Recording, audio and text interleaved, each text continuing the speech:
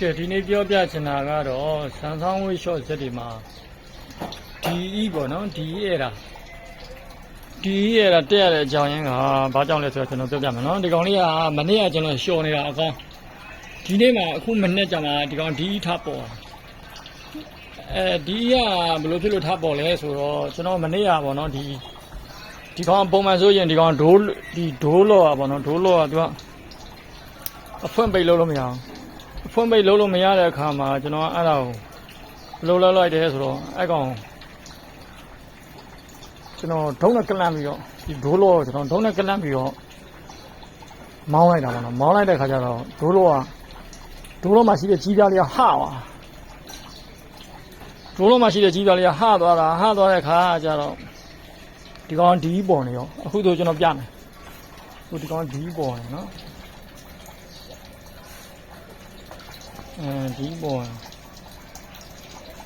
ဒီပေါ်နေတာဆိုတော့နော်ဒီမှာဒီပေါ်နေအဲ့လိုဒီပေါ်နေတာကအခုဆိုရင်ကျွန်တော်ပြမယ်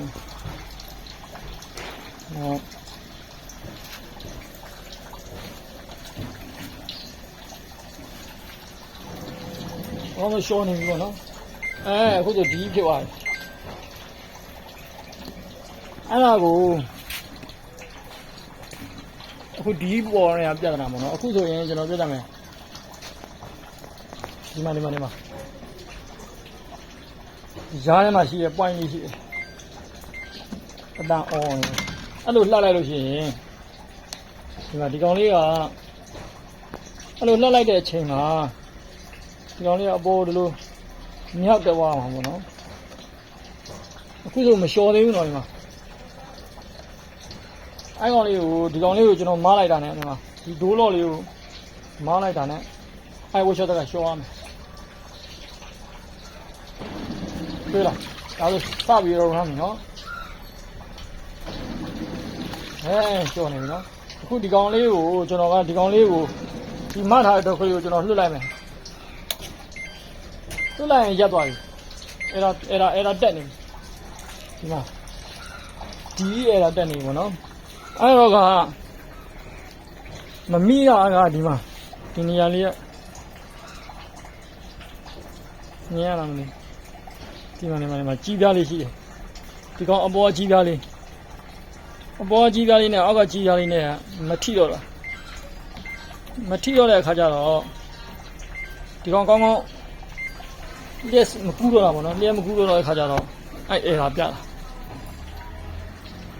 အခုဆိုရင်ကျွန်တော်ဒီကောင်လေးကိုဘယ်လိုလုပ်မလဲဆိုတော့မနေ့ကကျွန်တော်ရှော်တော့ဒီကောင်ကိုကျွန်တော်ဒုံးနဲ့ကလန့်လိုက်တော့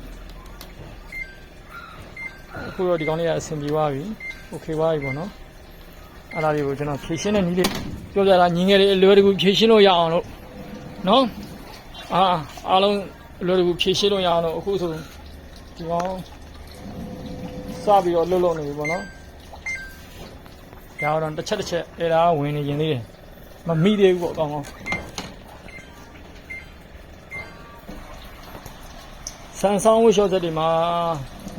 ဒီအဲ့ဒါပေါ်လို့ရှိရင်ဒီမှာဒိုးလော့ဒီဒိုးလော့လေးကိုကော်ပါလေးနဲ့စားအောက်ကလေးကိုနည်းနည်းလေးဖိချလိုက်ရင်အဆင်ပြေပါပြီနော်ဒါလေးပါပဲညီငယ်တွေအတွက်ဘုဒ္ဓမျှဝေခြင်းဖြစ်ပါတယ်ဗျာဆန်ဆောင်ဝှရှော့ဇက်ရဲ့ဒီအဲ့ဒါပါနော်အားလုံးအဆင်ပြေကြမှာကြပါသေးကျွန်တော်ရဲ့ YouTube ကောက်လေးကိုလည်း subscribe လုပ်ပြီးတော့အသေးလေးပေး like လေး share နဲ့ share နဲ့ကူညီပေးကြပါအောင်ဗျာကျေးဇူးတင်ပါတယ်အားလုံး